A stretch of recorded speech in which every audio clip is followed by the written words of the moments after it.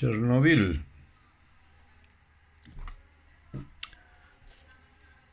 ¿Qué pasó? Estoy viendo últimamente continuamente la serie esa que pasan por ahí y sigo diciendo, pero seguimos en lo mismo, nadie quiere exponer algo más de aquella realidad, ¿no? Y antes del suceso de Chernobyl, yo me acuerdo de estar leyendo a los científicos rusos en los tiempos en que en España había libertad y sobre todo que había algo más de inteligencia. Entonces llevabas a una librería y se encontraban libros fabulosos. Hoy ya te vas a una librería y la mayor que hay es basura, pero bueno. En aquellos tiempos, hablo de principios de los 80, cuando murió Franco, en esa década.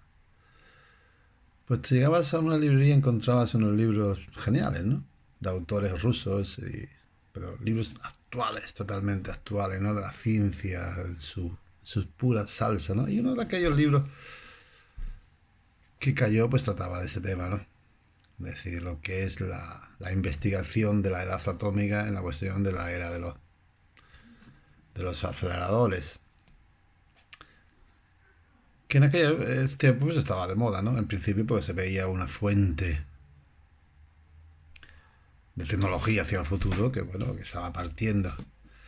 Pero poco a poco se fueron dando cuenta que los aceleradores tenían un defecto, ¿no? Y ese defecto era que los haces, una vez acelerados, rompían las paredes.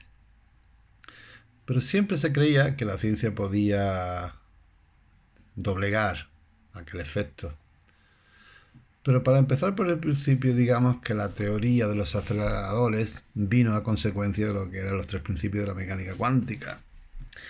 Y el básico y fundamental de aquel era que lo que es el quantum se procede simplemente de un salto, digamos, de un electrón de una órbita baja a una órbita alta de energía.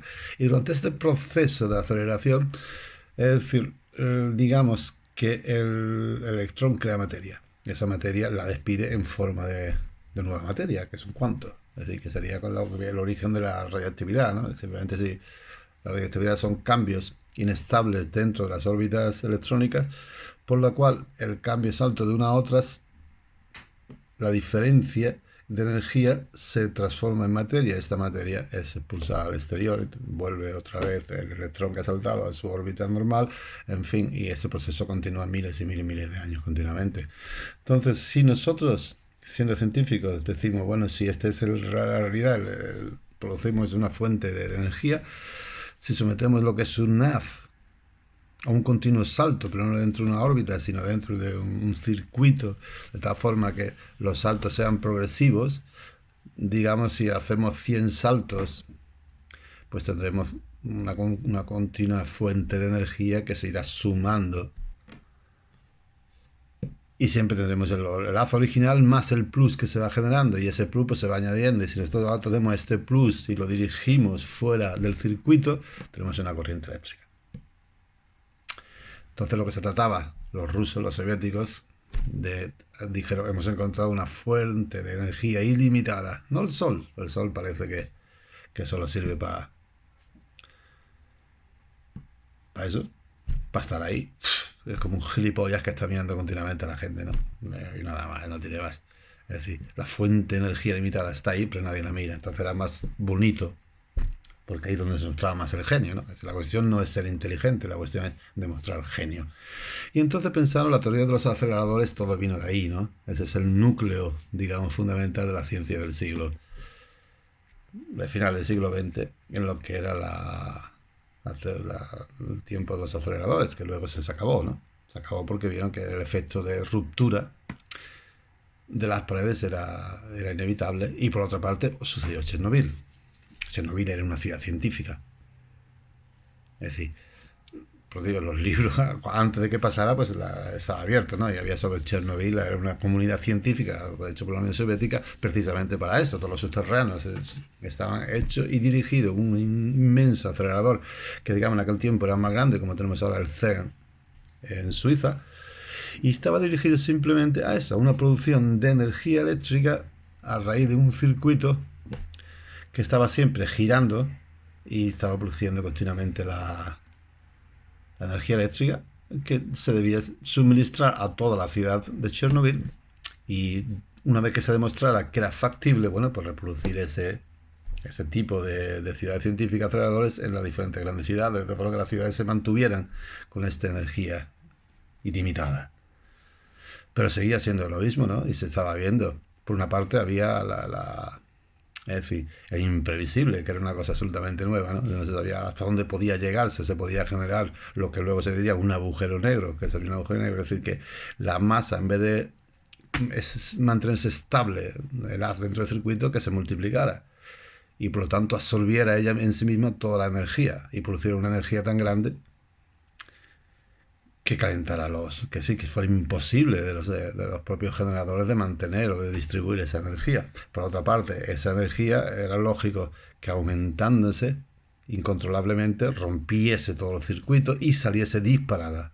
Es decir, es como haber creado un microsol, un nanosol, si lo queréis decir, que está continuamente despediendo energía, se explota y sale al exterior. Revienta toda la estructura y sale al exterior. Digamos que esa fue la teoría fundamental, la que se creó el Chernobyl, la ciudad científica, que se veía venir. Pero que los soviéticos, como eran soviéticos y eran comunistas, se creían que podían controlar un proceso cuántico a nivel cósmico, que luego, ya cuando vino el CERN, lo que se trataba era hacer eso, pero hacer un microsol. Ese microsol que partiera de hacer una energía, es decir, un cambio de teoría, que no ha llegado a absolutamente nada. Vienen muchas tecnologías, dice que vienen de ahí, pero el principio fue el mismo, ¿no? Es decir, el final era el mismo. Encontró una fuente de energía limitada, la forma de crear un microsol. Otra estupidez, ¿no? Hay cientos de miles de millones de ahí para no se sabe para qué, pero al final lo que se está creando es un complejo científico preparatorio de una destrucción de la humanidad de tal forma que subsista la inteligencia, digamos. O sea, que un complejo que sea autosuficiente para que puedan, sin un caso de devastación atómica o cualquier, sabe Dios, pues ellos puedan vivir ahí, los sobrevivientes. Entonces eso es Chernobyl. Chernobyl fue un invento fracasado de la Unión Soviética que aceleró su caída porque se dio cuenta que la ciencia, es decir, la inteligencia científica, cuando es dirigida por la política, pues lleva a la devastación. Es decir, la actividad científica es un acto independiente, libre del ser humano, que no puede estar controlado bajo ningún concepto por unas órdenes políticas, sino que debe seguir su propia estructura. Y al hecho de intentar crear un circuito que generase continuamente, es decir, una corriente eléctrica, que en realidad la electricidad, ¿qué es eso? La electricidad es simplemente una energía en movimiento por un canal. Entonces ellos creyeron eso, que el salto continuo de un acelerador de una haz produciría continuamente una radiación, y esa radiación sería controlada y convertida en energía eléctrica, alimentaría toda una ciudad. Y eso pasaron por lo alto. No había experiencia, nunca se había producido, pasaron por alto la ruptura, que ya se había comprobado, que las paredes de los aceleradores se iban continuamente destruyendo y por lo tanto someter a un constante flujo de haz en un acelerador significaría tarde o temprano la destrucción de la pared. Y segundo, no se sabía tampoco cuándo esa masa en continuamente crecimiento giratorio, es decir, en un acelerador, podría crecer en sí misma. Es decir, llegar a un momento en que se produjera un núcleo duro y ese núcleo duro produciera una energía tan poderosa que sería, es decir, no solo de romper, sino que una vez que se liberase, pues expandir una ola radiactiva por toda la Tierra. Y eso es Chernobyl, en definitiva. Fue una tragedia, pero una tragedia dirigida, porque donde se demostró que la ciencia a las órdenes del poder lleva a la humanidad a la destrucción. La ciencia tiene que ser libre, no dirigida bajo ningún poder político. Y bueno, ahora han hecho una serie por ahí que se tapó todo aquello, En principio se tapó porque éramos muy pocos seres humanos los que estábamos interesados en el mundo de la ciencia, ¿no? Todo el mundo pues, está criado, y ese es el gran fallo de todo el sistema educativo mundial, está hecho para hacer obreros, para hacer esclavos, tanto a todos los niveles, ¿no? Se queda así, y a trabajar como un idiota. Se termina de tus estudios, pum, ¿a dónde? A trabajar, que eres un esclavo, y los esclavos tienen que trabajar toda la vida, morirse, follar, procrearse y a la puta mierda. Todavía vemos gente que no nos metimos en ese sistema, ¿no? Pero seguíamos dentro de lo que es siguiendo la actividad del ser humano en la historia universal. Y bueno, yo era uno de ellos. Y el dinero que cogía, el dinero que tenía, otros se lo metían, pues no sé, comprarse un coche, comprarse una casa, comprarse una mujer, lo que sea. Y yo me dedicaba a comprarme el libro que costaban un huevo. Pero Dios me dio la capacidad para aprender más, y sin tener necesidad de ningún maestro, porque yo era mi maestro en definitiva, y ya con los conocimientos que tenía iba multiplicando y era capaz de entender las cosas, ¿no? Y no solo de entender las cosas, sino que hay que saber elegir un libro. Cuando compras algo tienes que saber elegir qué lees. Si lees basura, pues tu mente será un estercolero. Eso está claro, vamos. Que no lo diga yo, es que es así, ¿no? Si lees literatura, que el único objetivo que tiene es matar el tiempo y hacer rico al escritor, evidentemente tu inteligencia será cada día más la de un esclavo imbecilizado por continuas paranoias, ¿no? Y continuos crímenes y sexo y rock and roll.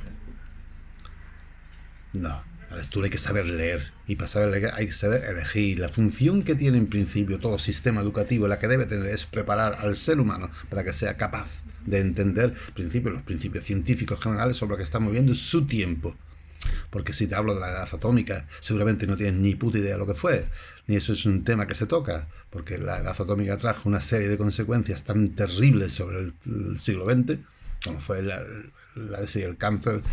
Tiene su base, no que ya no existiera antes, pero su base de epidemiológico a su nivel planetario lo tuvo en la edad atómica, con sus 666, por hablar así apocalípticamente, megatones que reventó contra la Tierra. Eso fue, imagínate, 60.000 bombas atómicas tipo Hiroshima y Nagasaki, sobre diferentes partes del planeta. Si ya una generó lo que fue Hiroshima y Nagasaki, al nivel de Hiroshima, imagínate 60.000 por toda la Tierra, la radiación cuántica radioactiva que eso generó, pues disparó el cáncer sobre toda la faz de la Tierra, rompió todo lo que es la ionosfera, creando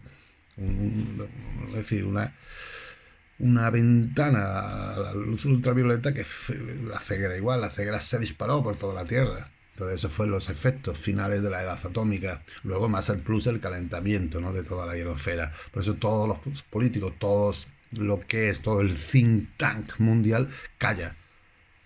Que fue una revolución tremenda la edad atómica, a muchos niveles, ¿no? Pero sus consecuencias fueron súper nefastas.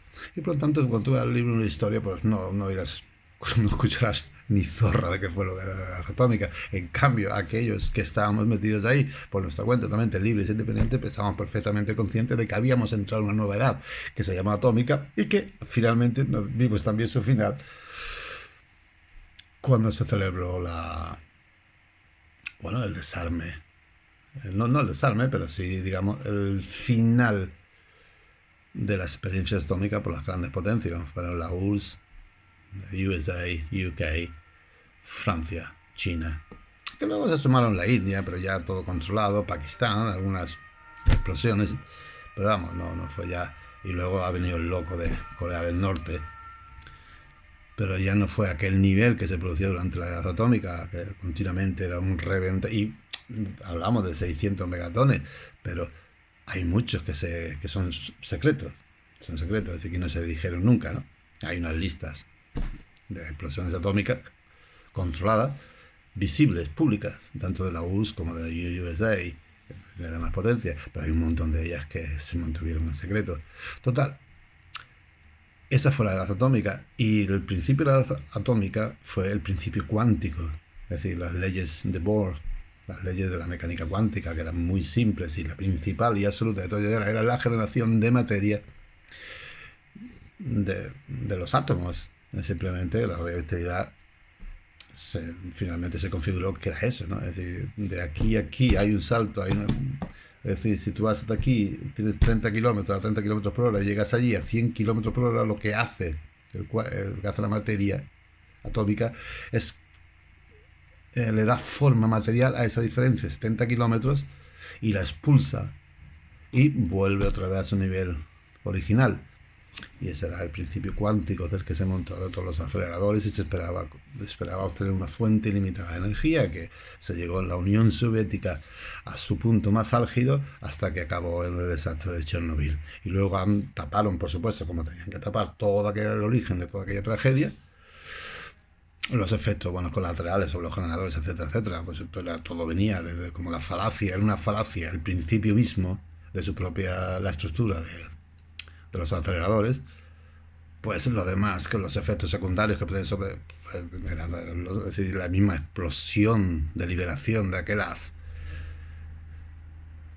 tenía que reventarlo todo. Y tenía que calentar los generadores de tal forma que no podían mantener tanta energía, ni apagarlo ni no apagarlo. Aquello era una bomba atómica y la bomba atómica explotó. Pero a diferencia de una bomba atómica que se esparce en calor, aquello no generó el calor en sí, aquello lo que generó fue, es decir, la dispersión de aquel núcleo atómico que se había formado dentro del acelerador de Chernobyl y causó, pues, su liberación causó una ola radiactiva por toda la Tierra. Eso fue Chernobyl.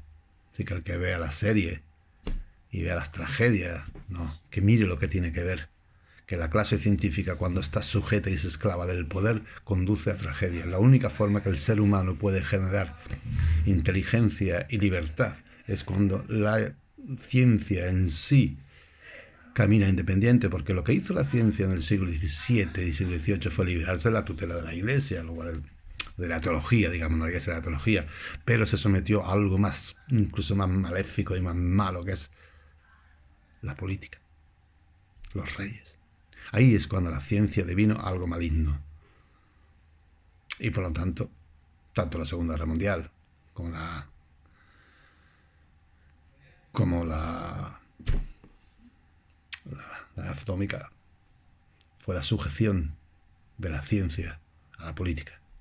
Esperemos que los científicos de día hayan roto todo ese y ya empiezan algunos a romperlo y caminen libres y ahora se dediquen a lo que tienen que dedicarse, que es a crear un futuro para toda la humanidad al servicio de, si quieren. Y si no, la batalla ya está hecha. Es lo que tienen que hacer y lo he dicho.